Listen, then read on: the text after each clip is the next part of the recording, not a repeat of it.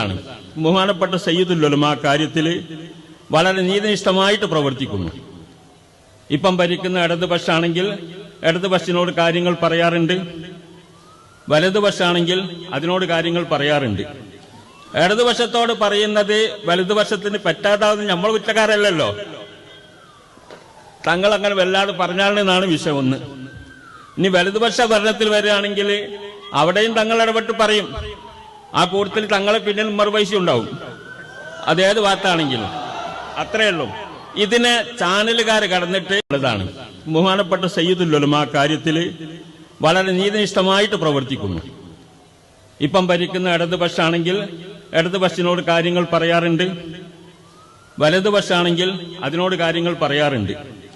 ഇടതുപക്ഷത്തോട് പറയുന്നത് വലതുപക്ഷത്തിന് പറ്റാതാവുന്ന നമ്മൾ കുറ്റക്കാരല്ലല്ലോ, തങ്ങൾ അങ്ങനെ വല്ലാതെ പറഞ്ഞാലെന്നാണ് വിഷയം ഒന്ന്. ഇനി വലതുപക്ഷ ഭരണത്തിൽ വരികയാണെങ്കിൽ അവിടെയും തങ്ങൾ ഇടപെട്ട് പറയും, ആ കൂട്ടത്തിൽ തങ്ങളെ പിന്നിൽ മറുപൈസ ഉണ്ടാവും, അതേത് ഭാഗത്താണെങ്കിലും. അത്രയേ ഉള്ളൂ. ഇതിനെ ചാനലുകാർ കടന്നിട്ട്